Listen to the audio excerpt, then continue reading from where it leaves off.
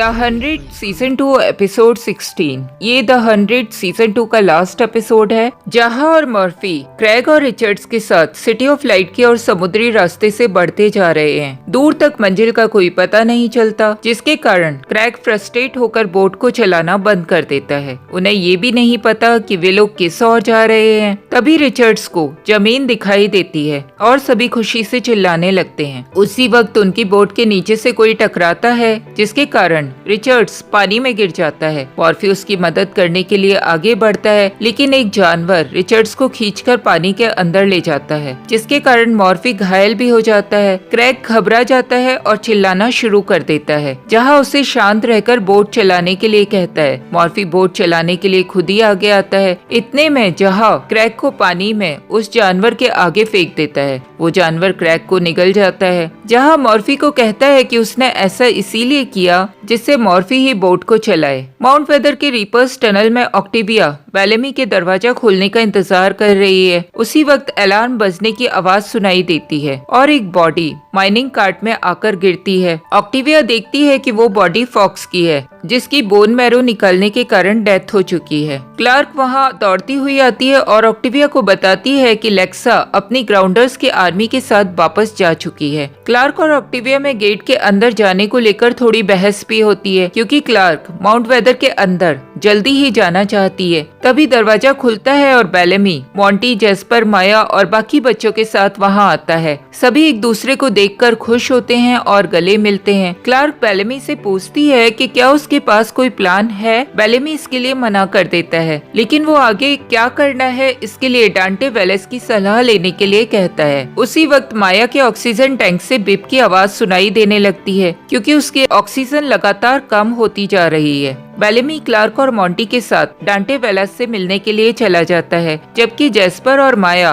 Octavia के साथ level 5 की ओर चले जाते हैं, जिससे माया को ऑक्सीजन मिल जाए। ग्राउंडर्स के कैंप में इंदिरा पेड़ से बंधे हुए लिंकन के पास आती है। लिंकन उससे ये सब करने का कारण पूछता है। इंदिरा उसे कहती है कि मैंने कमांडर के लिए वफादार रहने की कसम खाई है। वो उसके बगल में एक चाकू रख देती है और उसे कहती है कि ऑक्टेविया ने तो चॉइस कर ली है, अब तुम्हारी बारी है कि तुम हमारे साथ रहना चाहते हो या माउंट वेदर जाना चाहते हो। लेकिन साथ ही चेतावनी भी देती है कि अगर वो माउंट वेदर की ओर जाएगा तो वो ग्राउंडर्स के माउंटेन मैन के साथ हुए समझौते को तोड़ देगा। लिंकन चाकू उठा लेता है, वो डिसाइड कर चुका है और वो माउंट वेदर की ओर बढ़ जाता है। माउंट वेदर में सभी निवासी लेवल 5 पर इकट्ठा हो चुके हैं। केज वेलास को डॉन की ओर बुलाया जाता है, जहाँ कुछ स्काई पीपल हैं और उनका बोन मैरो निकाला जा रहा है। इमर्सन केज को कहता है कि हमारे बहुत से आदमी मारे गए हैं और अब बोन मैरो ट्रीटमेंट करवा चुका, बस वो ही बचा हुआ है। तभी केज वहाँ कुछ और स्काई पीपल को बुलवाता है, जिसे उसने बंदी बनाया हुआ है। ये लोग हैं मॉनरी, सार्जेंट मिलर, एबी और केन। टेबल पर जिस बच्चे का बोन मैरो निकाला गया था वो अब मर चुका है। माउंटेन मैन अब रेवन को बोन मैरो के लिए चूज करते हैं। वो रेवन को गड़नी पर बांध देते हैं। रेवन वहीं मौजूद डॉक्टर के फेस को काट लेती है। माउंटेन गार्ड्स उसे शॉक लगाते हैं, उसे बांधते हैं और बोन मैरो ड्रिलिंग शुरू कर देते हैं। डांटे वेलास के कमरे में क्लार्क, बेलेमी और मॉन्टी उससे मदद मांगने के लिए आते हैं। डांटे उन्हें बताता है कि कमांड सेंटर में इस वक्त कोई नहीं है, क्योंकि माउंट वेदर में मौजूद हर इंसान इस वक्त लेवल 5 पर है। क्लार्क उससे पूछती है कि वो कुछ ऐसा तरीका बताए जिससे माउंटेन मैन को भी कोई नुकसान न पहुंचे और ये लोग भी बच जाएं। डांटे उसकी मदद करने से मना कर देता है। वो सभी फिर उसे अपने साथ कमांड सेंटर तक लेकर आ जाते हैं, जहां और मॉर्फी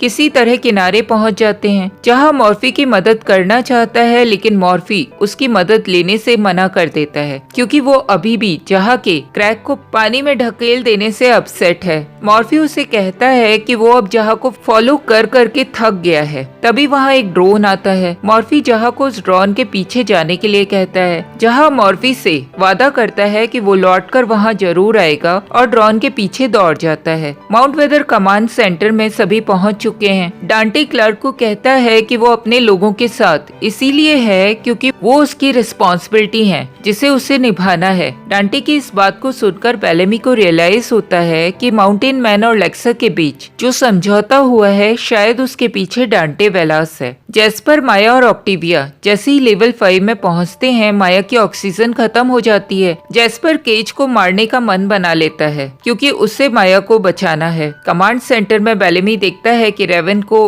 टेबल पर लिटाया हुआ है। क्लार्क को इमर्सन मैस हॉल में दिखाई देता है। वो इमर्सन को रेडियो पर कांटेक्ट करती है और उसे रेडियो केज को देने के लिए कहती है। क्लार्क केज से कहती है कि उसके फादर डांटे वेलास उसके पास हैं और अगर वो स्काई पीपल को नहीं छोड़ेगा तो उसे मजबूरन डांटे को मारना पड़ेगा। डांटे केज को अपना काम जारी रखने के लिए कहते हैं। तब क्लार्क डांटे के ऊपर गन तानकर निशाना ले लेती है। केज डांटे को कहता है कि वो उनके लोगों का ध्यान रखेगा और क्लार्क डांटे को मार देती है। क्लार्क केज को कहती है कि जब तक उसे उसके लोग वापस नहीं मिलेंगे वो रुकने वाली नहीं है। वो पूरे लेवल 5 को फिर से रेडिएशन से भर देगी। केज इमर्शन को कमांड सेंटर जाकर क्लार्क को खत्म करने का ऑर्डर दे देता है। बेलेमी मोंटी को इमर्शन का की कार्ड डीएक्टिवेट करने के लिए कहता है। उन्हें केज डॉम की ओर आता हुआ दिखाई देता है। क्लार्क मोंटी से सेटिंग करके लेवल 5 में रेडिएशन लीक करने के लिए कहती है। डॉम में केज रेवन को टेबल से हटाकर उसकी जगह एबी को लिटाने के लिए कहता है। केन केज को कहता है कि तुम्हें बोन मैरो चाहिए तो इसके लिए किसी को मारने की कोई जरूरत नहीं है।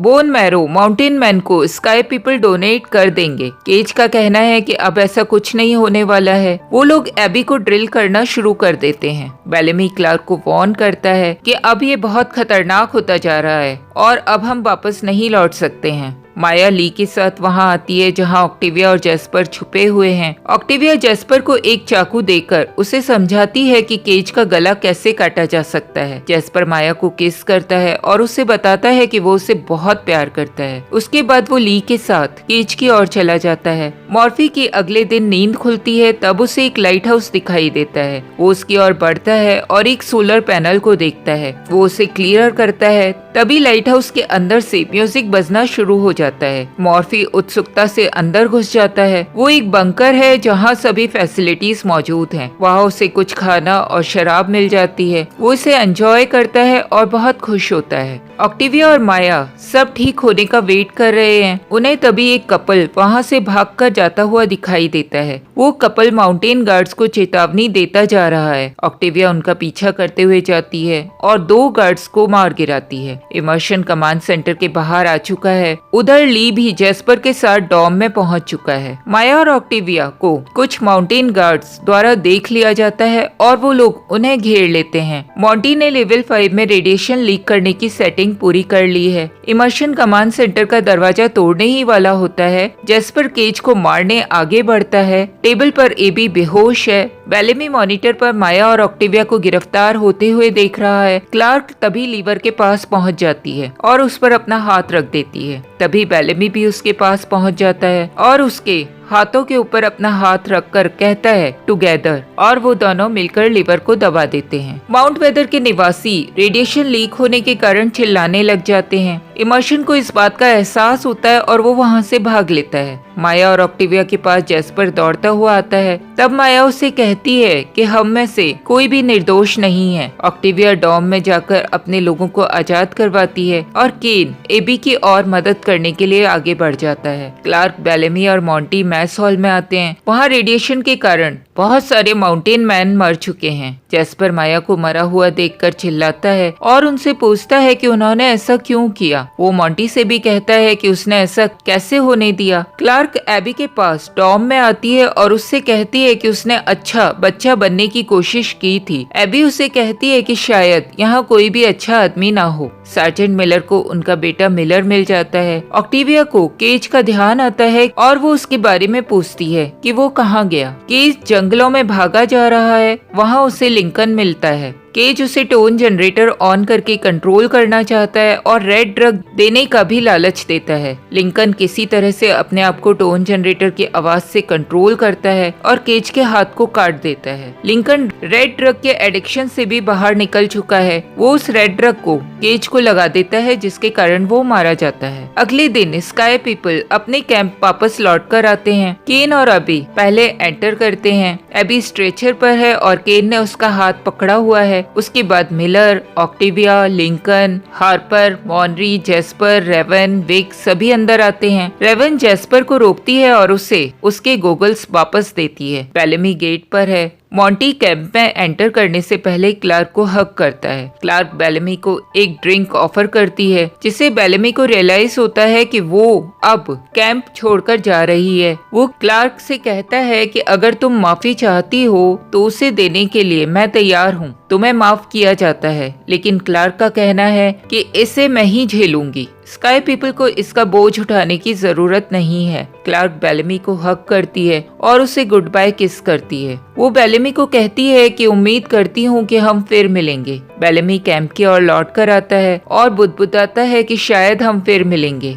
इधर लाइट हाउस में मॉर्फी को एक टीवी दिखाई देता है। वो उसे ऑन करता है। उस टीवी पर 5/10/2052 में शूट हुई एक मूवी प्ले होने लग जाती है। ये मूवी उसी बंकर में शूट हुई थी जिसमें कि इस वक्त मॉर्फी मौजूद है। उस वीडियो में एक आदमी बता रहा है कि वो कंट्रोल खो चुका है और किसी औरत की बात कर रहा है जिसने उससे लॉन्चिंग कोड्स ले लिए थे। वो सभी से माफी मांगता है और अपने आप को गोली मार लेता है। उसी वक्त जहाँ ट्रॉन का पीछा करते हुए एक हिल टॉप मैंशन में पहुंच जाता है, जहाँ ऊपर 100 से भी ज्यादा ड्रोन मंडरा रहे हैं। जहाँ मैंशन में घुसता है वहाँ उसकी मुलाकात एली से होती है। एली एक आर्टिफिशियल इंटेलिजेंस है। वो जहाँ को बताती है कि उसे जब से उसका भेजा हुआ गिफ्ट मिला है वो उसी का इंतजार कर रही है। वो उसे दूसरे कमरे में ले जाती है और जहाँ को बताती है उन्हें मिलके बहुत से काम करने होंगे। वो जहाँ को उस न्यूक्लियर वॉर के बारे में बताती है जिसके लिए जहाँ धरती पर आया है।